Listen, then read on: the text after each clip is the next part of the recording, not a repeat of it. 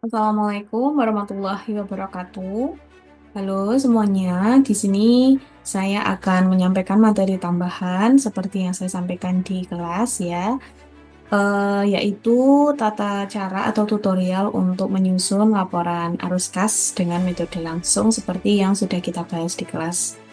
Baiklah, di sini nanti saya akan mencontohkan dari kasus yang ada di buku halaman 291, yaitu tentang laporan arus kas PT Sarolangun yang ada di halaman 291, latihan S16 5A. Ya, jadi nanti bisa dibuka bukunya sambil melihat tutorial ini. Oke. Kalau kita lihat di buku, di situ kita sudah disediakan neraca atau laporan posisi keuangan komparatif ya dari PT Sarolangun dan juga ada laporan laba ruginya di tahun 2016. Untuk neraca komparatif di situ tersedia tahun 2016 dan satu tahun sebelumnya yaitu di tahun 2015. Nah, namun di dalam soal tersebut itu belum ada keterangan atau naik turunnya dari masing-masing saldo yang ada di neraca ya, sehingga nanti teman-teman jika mau menghitung atau menyelesaikan kasusnya itu bisa dilihat dulu apakah akun-akun yang ada di neraca itu masing-masing apakah mengalami peningkatan atau penurunan dari periode sebelumnya atau dari tahun sebelumnya dengan tahun sekarang yang akan dibuatkan laporan arus kasnya. Seperti itu ya. Oke, jadi nanti di sini saya akan langsung untuk menjelaskannya. Oke, seperti yang kita tahu, laporan arus kas itu memang dibuat atau disusun dengan melalui dua metode ya, metode langsung dan tidak langsung. Untuk metode langsung dan tidak langsung, masih ingatkah perbedaannya ada di mananya? Ya, jadi ada di penyusunan arus kas dari aktivitas operasi. Ya, kalau yang metode langsung, seperti yang akan Bonika contohkan ini, kas masuknya atau aliran kas masuknya itu berasal dari kas diterima dari pelanggan ya. Kemudian untuk arus kas keluarnya terbagi menjadi beberapa sub pembayaran, yaitu ada pembayaran untuk persediaan, pembayaran untuk beban operasi, pembayaran untuk beban bunga, dan pembayaran untuk PPh atau pajak penghasilan. Oke, nah untuk yang Bonika contohkan ini nanti menggunakan Excel ya, jadi nanti kalau teman-teman menyelesaikannya secara manual ya boleh saja ya, nggak apa-apa ditulis di kertas. Tapi ingat pesan Bonika, kalau menggunakan metode langsung nanti mohon untuk dihitung terlebih dahulu dari masing-masing komponen yang ada. Oke. Langsung saja ya, karena aktivitas dalam laporan arus kas itu ada tiga ya. Ada aktivitas operasi, ada aktivitas investasi, dan ada aktivitas pendanaan. Oke, langsung saja kita lihat di buku untuk kasusnya. Jadi tersedia laporan keuangan dari PT Sarolangun, yaitu laporan posisi keuangan komparatif dan juga laporan neracanya ya, bisa dilihat di halaman 291. Nah, di situ tersedia juga informasi tambahan yang diperoleh dari pemeriksaan akun-akun buku besar tahun 2016. Oke. Ada poin A sampai dengan poin E. Untuk poin A, coba kita lihat di situ ya. Ada investasi dijual pada harga 280 juta dan memperoleh kas. Ya, berarti ini nanti berhubungan dengan aktivitas apa kalau investasi? Ya berarti investasi ya. Kemudian peralatan dan tanah diperoleh secara tunai. Berarti ini aset tetap. Ingat aset tetap. Nah, berarti aset tetap itu masuknya ke investasi. Nah, ini berarti ada kaitannya dengan aktivitas investasi di PT Sarolangun. Kemudian C, tidak terdapat penjualan peralatan selama tahun berjalan. Ini juga masih berhubungan dengan aktivitas investasi. D. Saham biasa diterbitkan untuk mendapatkan kas. Berarti di sini PT Sarolangun itu menerbitkan saham biasa. untuk mendapatkan kas, berarti tujuannya adalah untuk aktivitas pendanaan. Dan yang E ada terdapat debit ke saldo laba untuk dividen tunai yang diumumkan sebesar 96 juta. Nah, ini nanti ngaruhnya kemana ya kira-kira? Ya, nanti coba dilihat sampai akhir videonya ya. Nah, instruksinya di sini kita diminta untuk membuat laporan arus kas menggunakan metode langsung ya untuk penyajian arus kas dari aktivitas operasi. Nah, hati-hati ketika melihat instruksi seperti ini. Jadi, yang namanya arus kas itu harus utuh ya, mencerminkan adanya arus kas dari 3 aktivitas. Meskipun di dalam soalnya itu hanya tertulis arus kas dari aktivitas operasi, ya, jangan terkecoh dengan kata-katanya ya. Tetap nanti untuk laporan arus kasnya itu harus kita buat sampai akhir ya, sampai ketemu kenaikan atau penurunan kas. Kemudian kita lihat apakah kas di akhir periode atau di akhir 31 Desember ini itu sama dengan yang tercantum di neracanya. Nah, nanti kita cross check. Kalau beda berarti masih ada yang keliru dalam pencatatannya. Gitu. Oke ya. Langsung saja kita mulai. Nah, yang pertama mula-mula kita siapkan dulu worksheet-nya. Dihitung dulu untuk arus kas aktivitas operasi. Ingat, arus kas aktivitas operasi itu kas masuknya dari apa? Dari kas yang diterima dari pelanggan. Berarti nanti kita hitung dulu ya. Karena kas diterima dari pelanggan itu nominalnya tidak langsung muncul di laporan keuangan ya. Jadi kita lihat lagi, dibuka bukunya lagi, yaitu kita lihat petunjuknya. Petunjuknya kan kemarin sudah sedikit dibahas di kelas ya. Jadi nanti silakan dibuka lagi bukunya. Untuk kas diterima dari pelanggan itu petunjuknya ada di halaman 260 ya.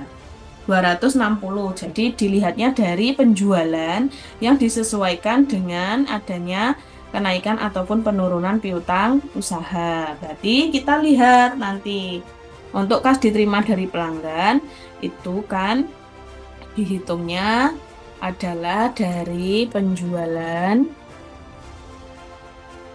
Kemudian dilihat piutangnya. Kalau piutangnya naik, berarti nanti dia akan mengurangi saldo penjualan. Kalau piutangnya meningkat, berarti kalau piutangnya menurun, berarti nanti ada penambahan saldo penjualan. Oke, kita cari dulu informasi penjualan, yaitu lihatnya di laporan laba rugi. Nah, di laporan laba ruginya PT Sarolangun. Kita masukkan nominalnya yaitu 5.372.559.000. Sorry, salah ini. 5372.559.000. Oke. Kemudian kita lihat piutangnya. Nah, karena di sini laporan keuangan komparatifnya itu belum ada keterangan peningkatan atau penurunannya dan saldonya peningkatan penurunannya berapa. Jadi nanti tolong bisa dihitung dulu selisih dari masing-masing akun yang ada di neraca ya, supaya kita tahu selisihnya dan langsung bisa kita hitung nanti untuk menghitung sub komponen dari arus kas masuk dan arus kas keluar metode langsungnya. Oke. Nah, di sini untuk piutang usahanya di tahun 2015 tersedia informasi 208.960.000. Di tahun 2016 piutangnya 227.840. Berarti di sini piutang dari PT Sarolangun itu meningkat. Nah, peningkatannya sebesar berapa? Yaitu sebesar 18.880. Nah, berarti kalau piutangnya meningkat, berarti nanti kita harus kurangkan ya, kita harus kurangkan. Berarti penjualan di bawahnya nanti dikurangi peningkatan piutang usaha. Ya, berarti senilai 18.800.000. Oke. 880 ya, 18.880 gini. Ya. Nah, berarti berapa? Ya, berarti tinggal dikurangi saja ya. Nah, dikurangi bisa diminuskan di sininya juga. Nah, supaya nanti kita tinggal menghitung saja di sum ya. Kalau sudah diminus jangan dikurangi, tapi ditambah atau disum saja. Berarti di sini untuk kas diterima dari pelanggan itu jumlahnya adalah 5.353.679.000. Kas yang diterima dari pelanggan. Oke. Nah, sudah ketemu untuk arus kas masuk metode langsungnya di aktivitas operasi. Berikutnya kita ke step sub pembayaran. Pembayaran yang pertama yaitu untuk pembayaran persediaan. Nah, petunjuknya lihat juga di buku di halaman 261. Kita hitung dari beban pokok penjualan disesuaikan dengan adanya kenaikan penurunan utang, sorry ya, dan juga ada kenaikan atau penurunan persediaan. Oke, kita lihat di situ. Beban pokok penjualannya berapa sih? Ya, beban pokok penjualan di situ 3.306.190. Berarti di sini kita tulis dulu beban pokok penjualan. Nah, baru nanti akan disesuaikan ya. Beban pokok penjualan 3.306.190.000. Oke, terus kita lihat persediaannya di neraca. Dari 2015 itu ada 617.120.000. Tahun 2016 ternyata menjadi 641.760. Berarti di sini meningkat ya. Persediaannya meningkat sebesar berapa? Yaitu sebesar 24.640. Oke, berarti kalau persediaannya meningkat, maka nanti menjadi penambah beban pokok penjualan.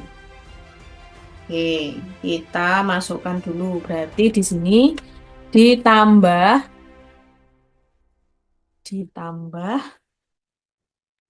kenaikan atau peningkatan persediaan.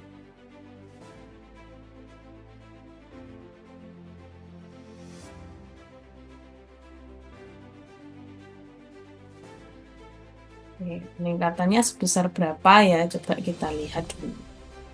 Peningkatannya tadi 24.640.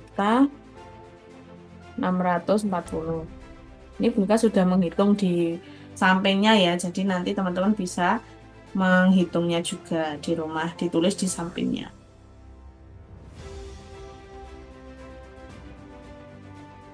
Oke.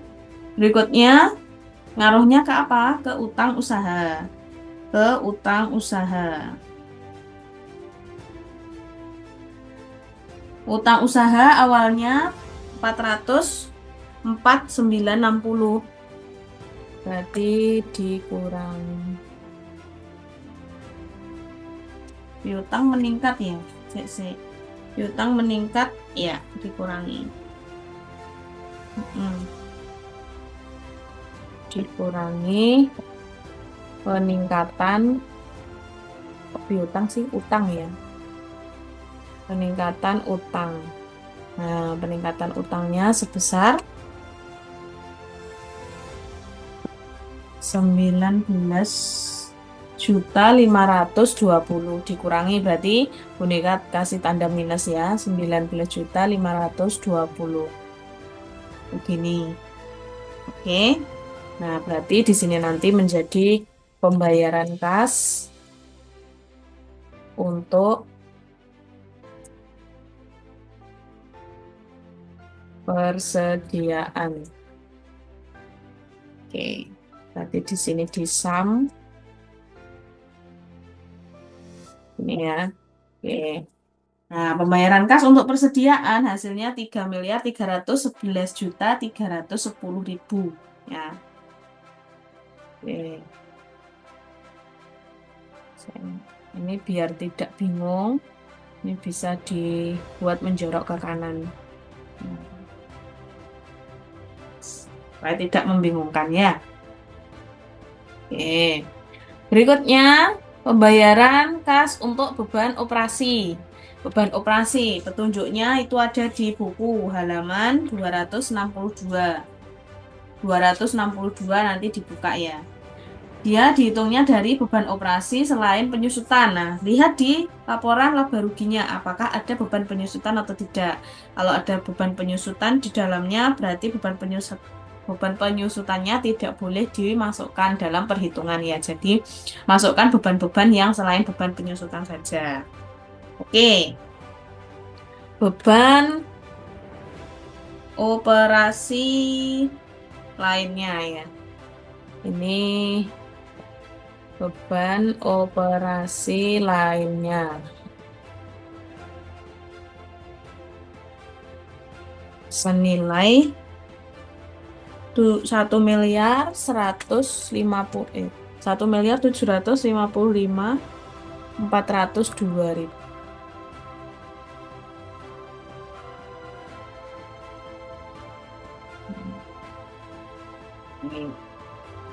Nah, beban operasi selain penyusutan itu harus disesuaikan kalau ada beban yang masih harus dibayar di neraca. Nah, apakah di situ ada? Coba kita lihat di neracanya. Nah, neracanya ada pada itu.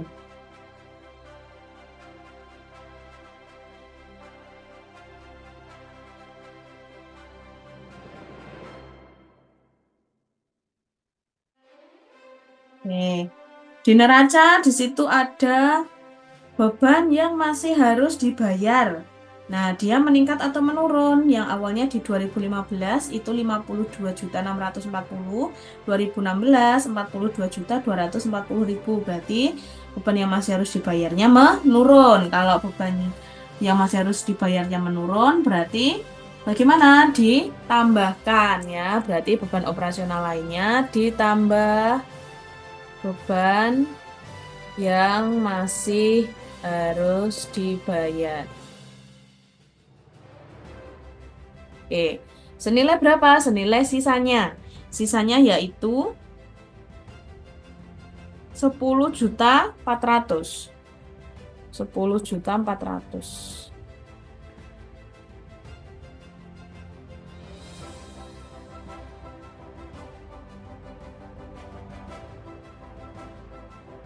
Oke, berarti nanti di sini pembayaran kas untuk beban operasi.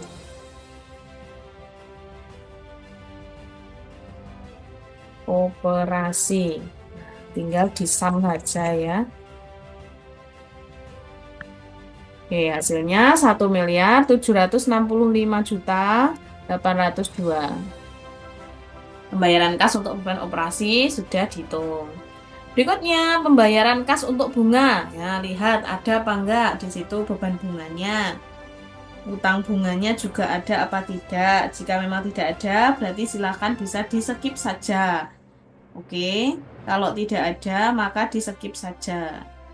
Berarti tidak ada pembayaran yang berkaitan dengan beban bunga. Nah, berikutnya sub pembayaran yang terakhir yaitu pembayaran kas untuk pajak penghasilan. Pajak penghasilan dilihatnya dari apa? Dari beban pajak penghasilan yang dilaporkan di laba rugi. Petunjuknya ada di halaman 263. Di situ di laporan laba rugi perusahaan PT Sarolangun terdapat informasi beban pajak penghasilan ya sebelum laba neto itu loh, yaitu sebesar 133.027.000. Apakah ada utang pajak? Utang pajaknya ada atau tidak? Tidak ada ya. Sehingga di sini beban pajak penghasilan Karena tidak disesuaikan, maka nanti tinggal dimasukkan saja sesuai nominalnya di beban pajak penghasilan. Beban pajak penghasilan sebesar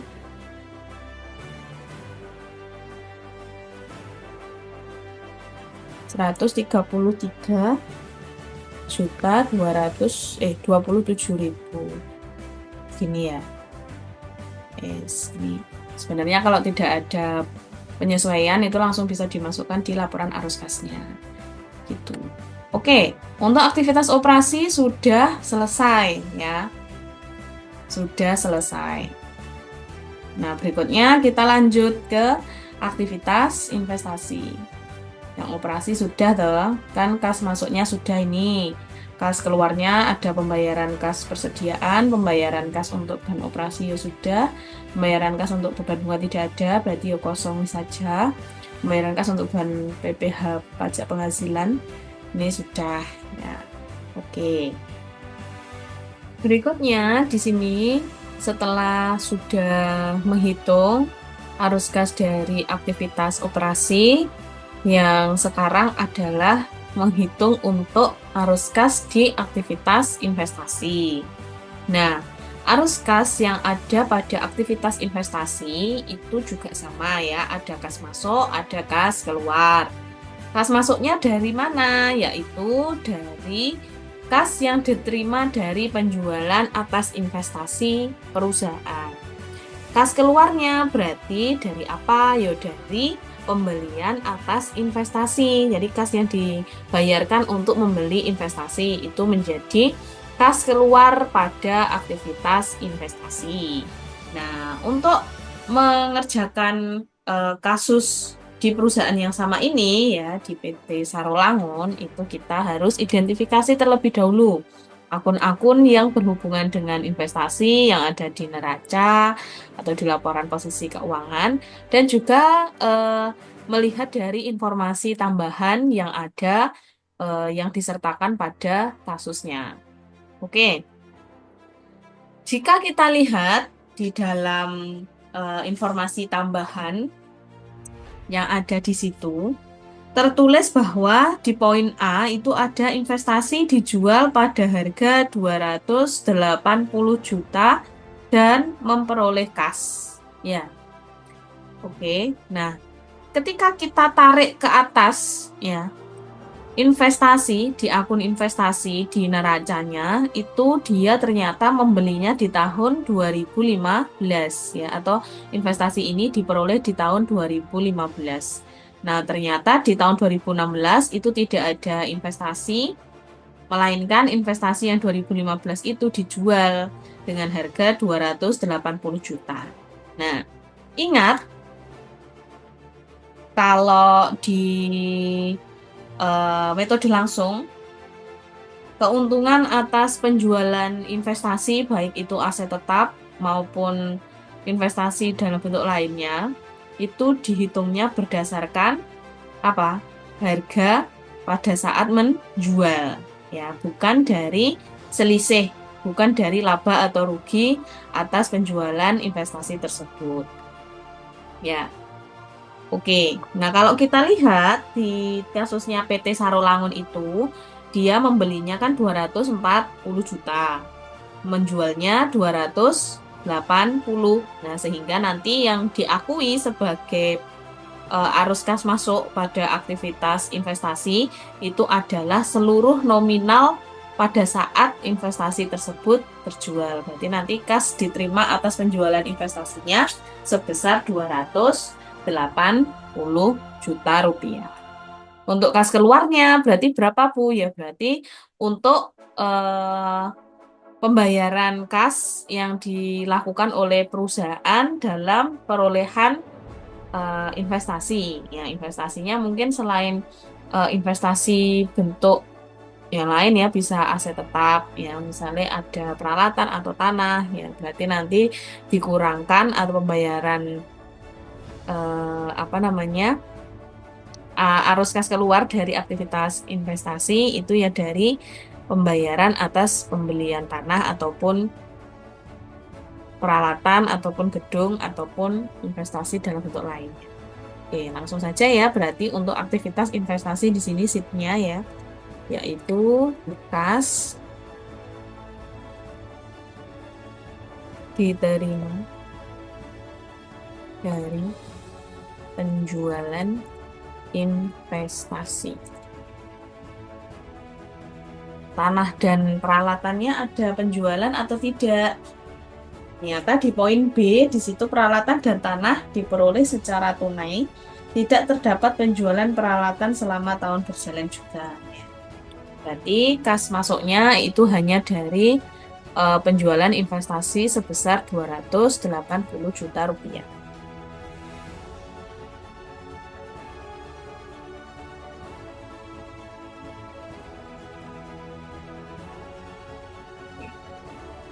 Nah, berarti di sini adalah pengurangnya. Dikurangi. Di situ untuk pembelian tanah dan juga peralatan itu berapa nilainya? Ya. Untuk membeli tanah dan juga peralatan ya berarti kita lihat harga perolehan yang ada di neraca. Untuk tanah di tahun 2016 itu senilai 328 juta. Ya toh?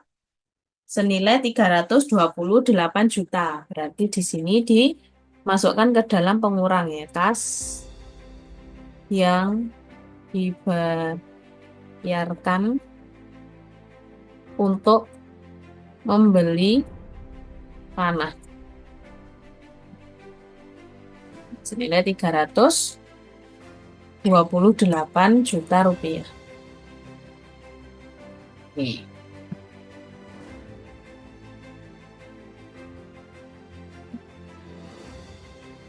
Peralatan.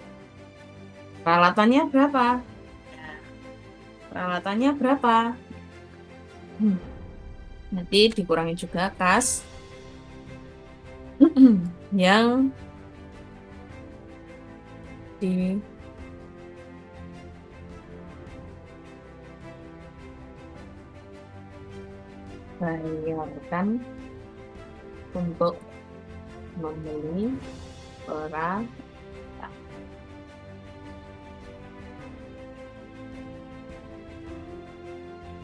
Oke. Senilai ini dibuat begini aja bisa.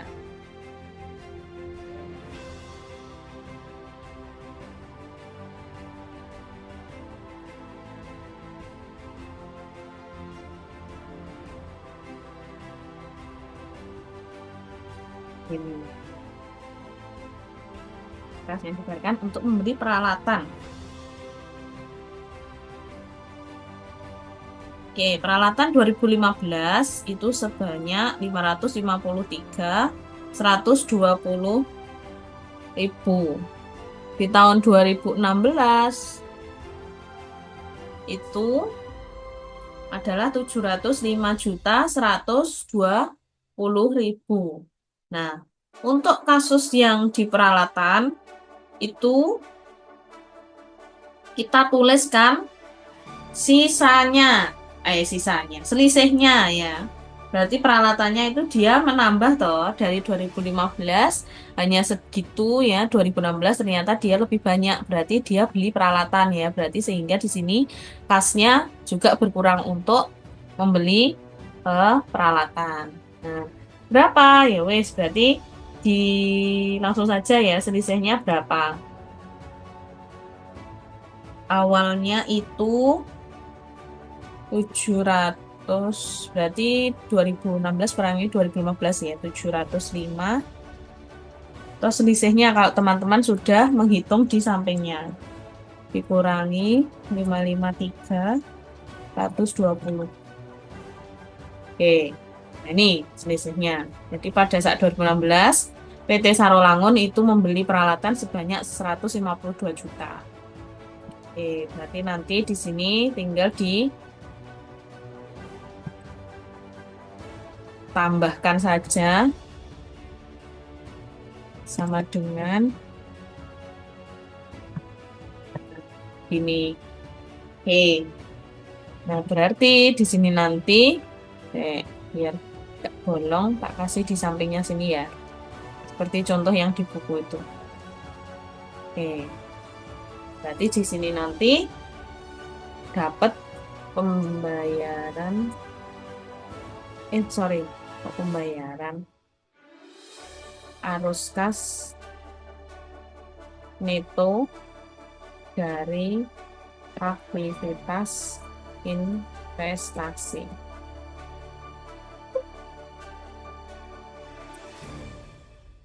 Banyak berapa? Berarti sisanya. Dari kas masuk dikurangi kas keluar. Berarti ini dikurangi ini. Oke, berarti di sini arus kas investasi ada minus 200 juta. Oke, arus kas investasi sudah selesai. Nah, berikutnya adalah aktivitas pendanaan. Di kas yang berhubungan dengan pengeluaran dan pemasukan untuk aktivitas pendanaan. Aktivitas pendanaan berarti ada utang non usaha dan juga penerbitan saham ya. Oke. Berarti kita cari dulu informasinya. Kas masuknya itu dari apa ya? Kas masuknya di situ ada informasi.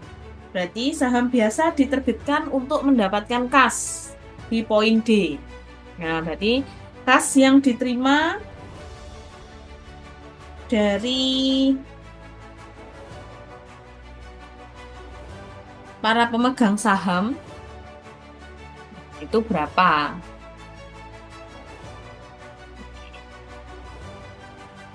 Kas diterima dari penerbitan sahamnya itu berapa? Oke, nah dilihatnya itu dari selisih antara saham di tahun 2015 dengan 2016 dan juga dilihat premi sahamnya ya. Kalau ada premi saham itu juga ditambahkan. Jadi selisih dari kenaikan saham dan kenaikan premi itu ditambahkan nanti menjadi kas masuk dari aktivitas pendanaan. Gitu ya. Jadi di sini kita buatkan dulu untuk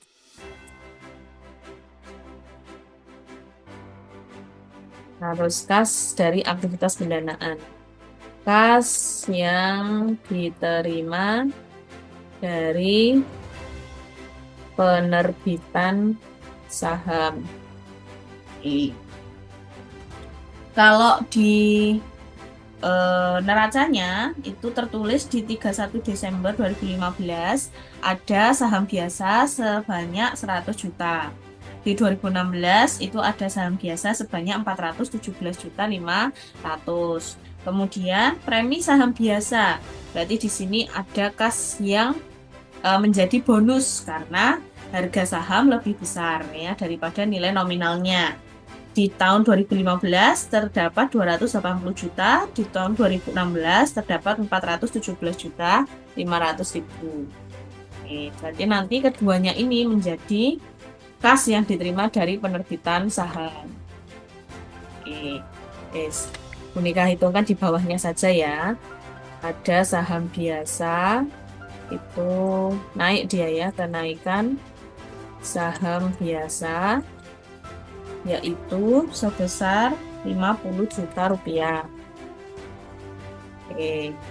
Terus ada kenaikan premi saham biasa atau kenaikan peningkatan saham biasa, peningkatan premi saham biasa juga boleh ya. Terserah teman-teman aja. Untuk premi saham di situ berarti dari 417.500 dikurangi 280 juta. Sorry.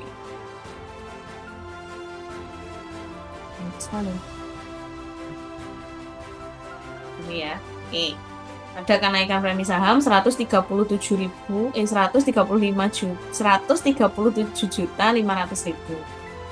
Berarti ini di total. Kas yang diterima dari penerbitan saham itu adalah totalnya. Sama dengan sum Oke, jadi kas yang diterima dari penerbitan saham itu 187.500. Ada kas keluar atau tidak? Ya kalau ada berarti dikurangi. Kalau tidak ada ya wis, berarti tidak perlu. Oke. Ada ya. Pengeluaran kasnya untuk apa? Ya, lihat di situ di keterangan. Terdapat debit ke saldo laba untuk dividen tunai yang diumumkan sebesar 96 juta rupiah. Oke. Ya. Di sini diabaikan saja ya. Yang ini saya tak kasih tinta merah saja. Ini adalah hasil dari ini. Ya, jadi nanti tidak perlu dihitung lagi ke bawah ya, karena hasilnya sudah ada di atas. Oke, berarti di sini dikurangi kas yang dibayarkan untuk dividen. Nah, berapa bayar dividennya? Dilihat di keterangannya. Hati-hati di situ ya. Jangan sampai Anda terkecoh. Oke. Nah, hati-hati di situ ya. Kalau di keterangan E itu memang ada saldo 96 juta. Tetapi di neraca kalau teman-teman lihat di situ ada utang dividen. Ada utang dividen. Ada utang dividen yang dari 2015 utang dividennya sebesar 19.200.000. Ternyata di 2016 itu meningkat ya. Berarti di sini ada kas yang keluar ya. Senilai berapa? Senilai selisihnya. Selisihnya dari 2015 ke 2016. Nah, berarti untuk kas yang dibayarkan untuk dividen itu sebenarnya dari saldo laba senilai 96 juta dikurangi dengan utang dividen 4.800.000 ya. Dari 19.200.000 dikurangi meningkat menjadi 24 juta ya. Oke. Berarti selisihnya 4.800.000. Nah, sehingga kas yang dibayarkan untuk dividen itu bukan 96 juta. Ya. Sorry. Kas yang dibayarkan untuk dividen berarti untuk melunasi utang, ya. Untuk melunasi utang sehingga utang dividennya itu dikurangi. Nah, untuk saldo laba yang dividen kan 96 juta. Jadi, kas yang dibayarkan itu sisanya dari selisih saldo laba dikurangi dengan utang dividen. Jadi bukan 96 juta semuanya digunakan untuk membayar dividen, tetapi menjadi 91.200.000 ini. 4.800.000-nya itu adalah bagian dari utang dividen. Gitu ya. Sehingga nanti didapatkan arus kas neto dari aktivitas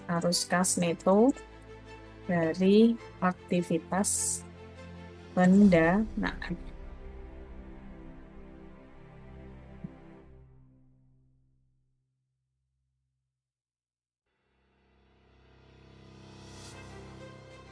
Senilai berapa ya berarti selisihnya 187.500 dikurangi 91.200 ya.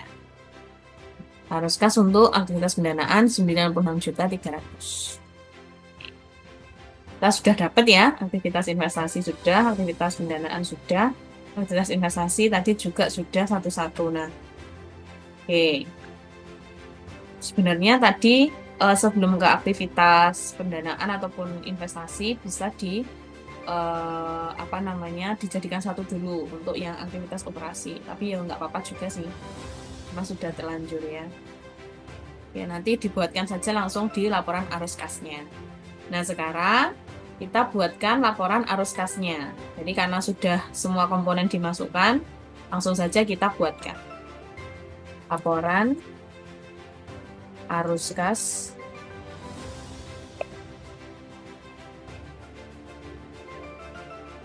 PT Sarolangun periode 31 Desember 2016.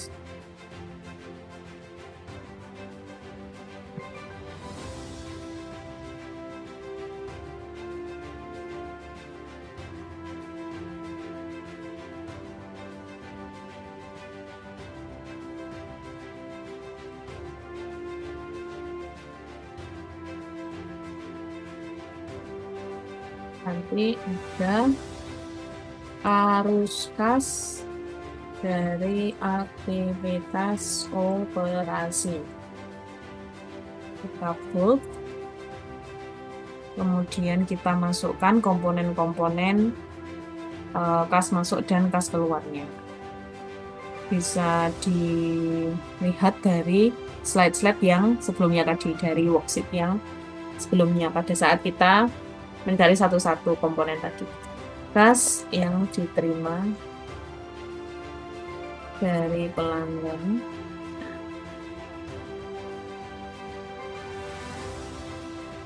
tinggal copy aja, sama dengan dari sheet ini, nanti ini kan 5353 679. Kemudian pengurangnya dikurangi pembayaran kas untuk persediaan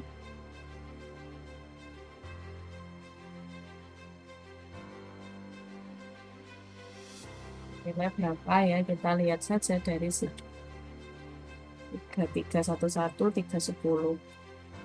Oke, terus pembayaran yang kedua, oke, saya buat menjorok ya, pembayaran kas untuk beban operasi senilai berapa, lihat saja di sheetnya. Pembayaran untuk beban bunga tidak ada ya tadi ya, tetap kita masukkan saja supaya tidak bingung. Kita tulis 0 atau strip boleh ya.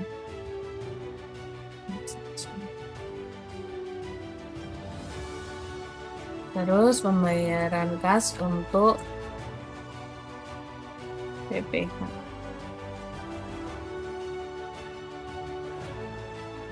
penghasilan senilai berapa, senilai yang ada di slide-nya tadi. Oke. Jika sudah, nanti dari poin ini pengurang-pengurang ini dijumlahkan. Oke. Ini kita jumlahkan di sampingnya ya, biar tidak bingung nanti. Sampingnya tapi sama dengan sum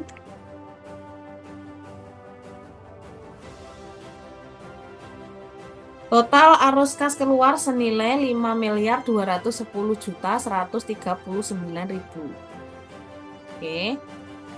Jadi di sini akan menjadi arus kas neto dari aktivitas operasi. Berarti dari kas diterima dari pelanggan dikurangi pengurang-pengurang. Oke, senilai ketemu. Bentar. Kita geser saja ke sini. Nah, supaya nanti enak ke bawahnya ya. Nah, sudah dapat arus kas aktivitas operasi. Oke, mudah bukan? Ya, mudah sekali.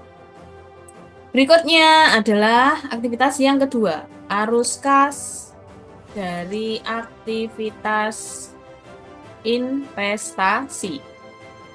Arus kas dari aktivitas investasi.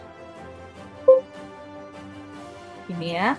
Berarti kita langsung masukkan saja. Seperti yang ada di sini, di copy bisa. Atau mau ditulis kembali juga nggak apa-apa.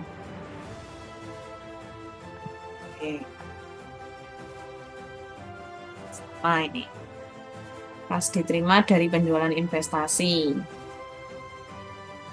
Nah, mudah kan?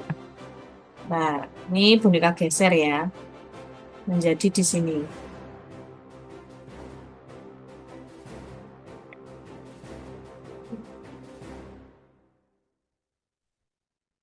Oke, yang ketiga adalah arus kas dari aktivitas pendanaan. Ini kan berarti kita lihat di sini saja. Karena sudah ada ketentuannya tadi. Nah,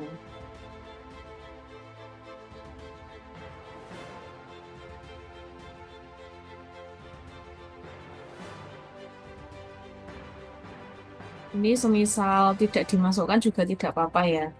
Jadi tinggal langsung aja ke kas yang dibayarkan untuk dividen.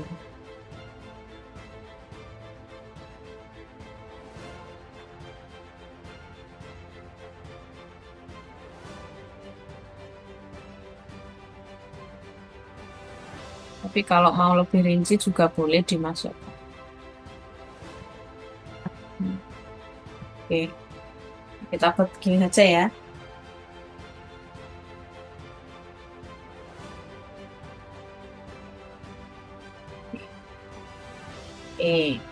Ini boneka geser ke sini. Dah. Sudah kan ya, arus kas neto dari aktivitas operasi, investasi, dan pendanaan.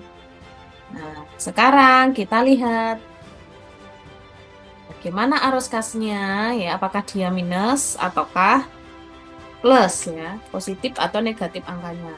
Lihatnya dari mana? Ya sudah ditambahkan saja dari aktivitas operasi ditambah aktivitas investasi ditambah aktivitas pendanaan ya.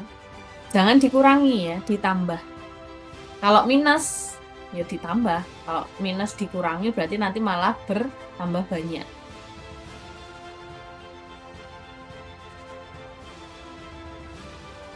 Oke, nah ternyata di sini angkanya positif. Nah, kalau positif berarti ada kenaikan kas ya. Tulis saja di sini kenaikan atau penurunan kas. Kalau dia minus berarti menurun ya. Kalau dia positif berarti dia bertambah atau meningkat. Oke. Nah, apakah sudah selesai? Belum. Belum selesai. Kita coba sinkronkan dengan kas di awal tahun 2016 dan di akhir 2016. Awal tahun 2016 berarti itu saldo 31 Desember 2015. Kas akhir tahun 2016 berarti saldo di 31 Desember 2016 ya. Jadi lihat di neraca atau laporan posisi keuangan komparatifnya yang ada di halaman 291. Apakah perhitungan kita ini sudah tepat atau belum? Nah, nanti ditulis aja kas pada awal tahun 2016. Awal tahun berarti saldo yang tertulis di 2015, 31 Desember 2015. Nah, karena kan menjadi saldo awal di tahun 2016 kan. Oke, senilai berapa? 585 920.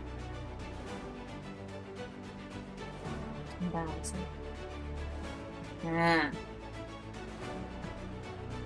begini.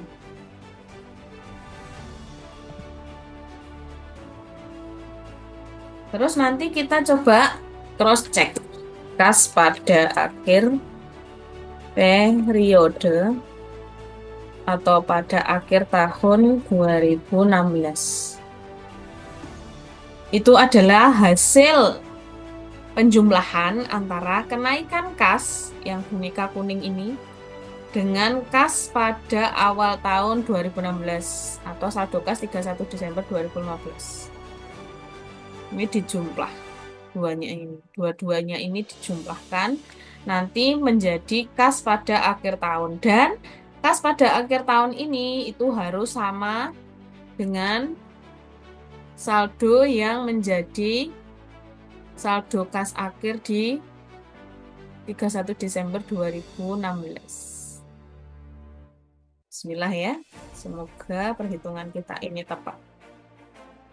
Tambah 8592. Iya. Kas pada akhir tahun sesuai laporan arus kas 625.760. Oke. Betul ya. Jadi sama. Hasilnya sama dengan saldo kas yang ada di neraca 31 Desember 2016 pada PT Sarolango. Oke. Ini sudah selesai ya. Nah, jadi nanti teman-teman menghitungnya satu-satu ya, terus menyusunnya juga harus sampai akhir. Harus sampai di ini, kas pada akhir tahun 2016. Kita kasih keterangan ya. Saldo harus sama dengan yang ada pada saldo kas 31 Desember 2016. Pada neraca.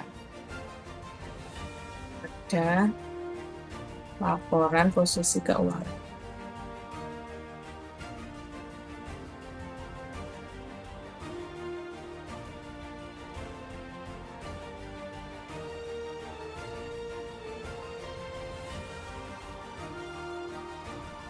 Kira-kira begitu ya teman-teman. Nanti harapannya ketika Bu Nika tugaskan untuk membuat laporan arus kas, itu bisa mengaplikasikan. Oke, terima kasih. Mungkin sekian untuk tutorial yang bisa Bu Nika sampaikan pada kesempatan kali ini. Untuk materi berikutnya nanti silahkan ditunggu saja terkait dengan materi tambahan yang akan Bu Nika berikan. Terima kasih atas perhatiannya dan sukses selalu untuk kita semua ya. Semangat terus dalam belajar. Semoga menjadi berkah untuk kita semua. Ya, amin, amin ya robbal alamin. Sekian, wassalamualaikum warahmatullahi wabarakatuh.